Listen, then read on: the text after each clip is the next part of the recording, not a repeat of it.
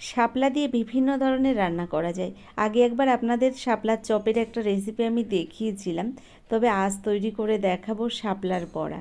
সম্পূর্ণ ভিডিওটি আপনারা দেখুন, তাহলে বুঝতে পারবেন কি করে তৈরি করলাম। চলুন।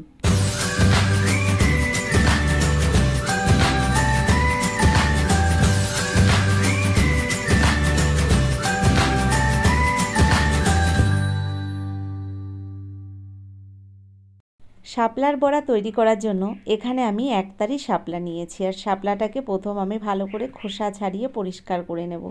আপনারা তো জানেন অনেকেই যে শাপলার খোসা কী করে ছাড়াতে হয়। দেখুন, এভাবে কিন্তু খোসাটাকে ছাড়িয়ে নিতে হয়, সহজেই খোসাটা উঠে আসে।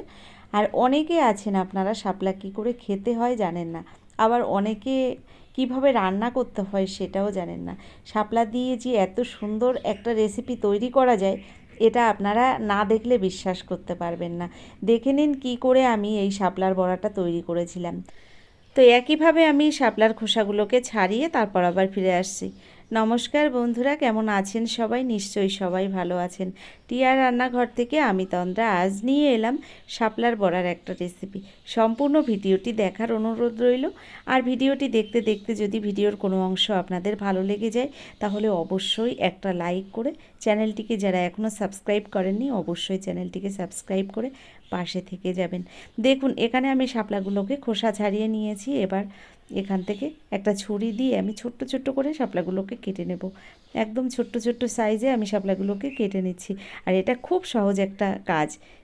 এগুলো কাটতে কিন্তু ভীষণই ভালো লাগে, কারণ এতটাই নরম শাপলাগুলো, ছুরি দিয়ে এভাবে একটু ছোঁয়ালেই কেটে যায়, খুব ভালো লাগে কাটতে। দেখুন, একইভাবে আমি শাপলাগুলোকে কেটে গুছিয়ে নিয়ে আবার ফিরে আসছি।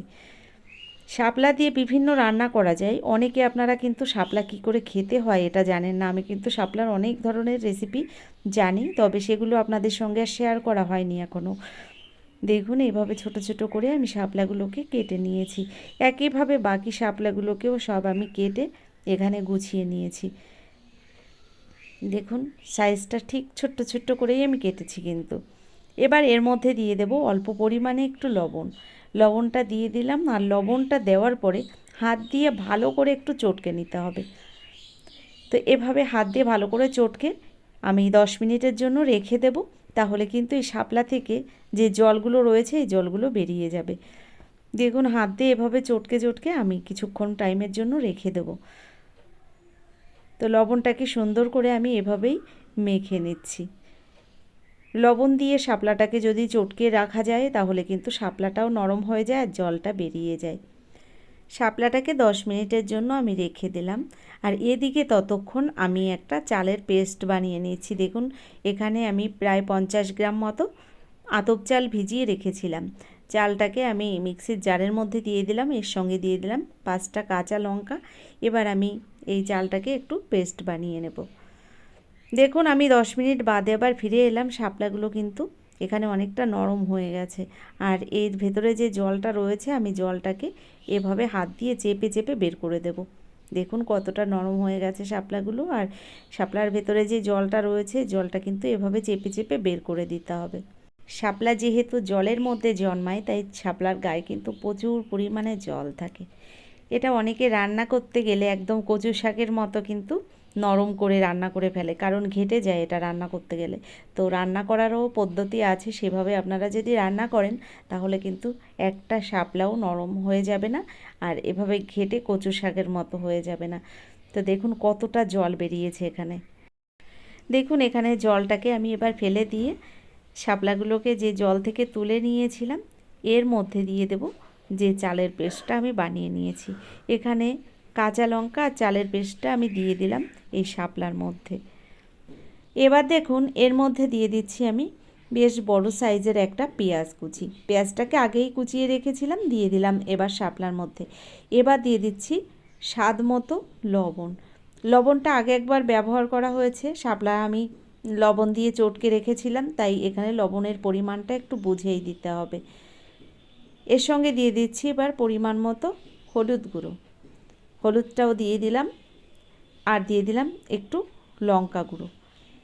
আমি আগে চালের সঙ্গে কাঁচা লঙ্কা বেটে দিয়েছিলাম, তবে এখানে মনে হচ্ছে ঝালের পরিমাণটা একটু কম হয়ে যাবে, তাই আমি একটু গুঁড়ো লঙ্কা দিয়ে দিলাম এর সঙ্গে কিছুটা কালো জিরে, আর দিয়ে দিলাম হাফ চামচ পরিমাণে রসুন বাটা, হাফ চামচ দিয়ে দিলাম চিনি। চিনিটা দেওয়ার পরে এবার দিয়ে দিচ্ছি বেসন। এখানে 6 চামচ পরিমাণে আমি বেসন ব্যবহার করেছি। তো বেসনটাকে আমি দেওয়ার পরে ভালো করে হাত দিয়ে মেখে নিচ্ছি। আর মেখে নিতে হবে ভালো করে, কারণ এখানে চালের যে পেস্ট দিয়েছি, বেসন দিয়েছি, এগুলো ভালো করে কিন্তু এই শাপলার সঙ্গে মেখে নিতে হবে। তো আমি আগে 4 চামচ বেসন দিয়েছিলাম, আর পরে আবার একটু কম মনে হচ্ছে, তাই 2 চামচ বেসন এখানে ব্যবহার করেছি। টোটাল 6 চামচ বেসন লেগেছে এখানে। বন্ধুরা, আমি এখানে চালটাকে বেটে নিয়েছিলাম। আপনারা চাইলে কিন্তু চালের গুঁড়ো ব্যবহার করতে পারেন, কারণ আমার কাছে চালের গুঁড়োটা ফুরিয়ে গেছিলো, তাই আমি কিছুটা আতপ চাল ভিজিয়ে সেটাকে পেস্ট বানিয়ে নিয়েছিলাম। মাখাটা রেডি করে নিয়ে এদিকে আমি তেলটাকে গরম বসিয়ে দিয়েছি, আর এখানে কিন্তু আমি সাদা তেল আর সর্ষের তেল একসঙ্গে মিশিয়ে দিয়েছি। এখানে তেলটা গরম হয়ে গেছে, এবার এক এক করে বড়াগুলো আমি তেলের মধ্যে দিয়ে দিচ্ছি, আর লো টু মিডিয়াম ফ্লেমে রেখে বড়াগুলোকে কিছুক্ষণ টাইম ধরে ভেজে নেব। তো বড়াগুলো আমি আমার পছন্দ মতো শেপ দিয়ে দিচ্ছি, আপনারা আপনাদের পছন্দ মতো শেপে বানিয়ে নিতে পারেন। এক এক করে আমি বাকি বড়াগুলো এই তেলের মধ্যে দিয়ে দেব, আর গ্যাসের ফ্লেমটাকে ওই মিডিয়াম ফ্লেমেই রেখেছি। আর এভাবেই বড়াগুলোকে আমি আস্তে আস্তে করে ভেজে নেব। হাই ফ্লেমে ভাজা যাবে না, তাহলে কিন্তু হাই ফ্লেমে ভাজতে গেলে উপর দিয়ে পুড়ে যাবে বড়াটা, ভেতরে কিন্তু নরম থেকে যাবে, আস্তে আস্তে কিন্তু এর ভেতরটাও শক্ত হয়ে যাবে। তো এভাবে গ্যাসের ফ্লেমটাকে মিডিয়ামে রেখেই বড়াগুলোকে ভেজে নিতে হবে। এক পিঠ ভাজা হয়ে গেছে, আমি এবার উল্টে দিচ্ছি, দেখুন।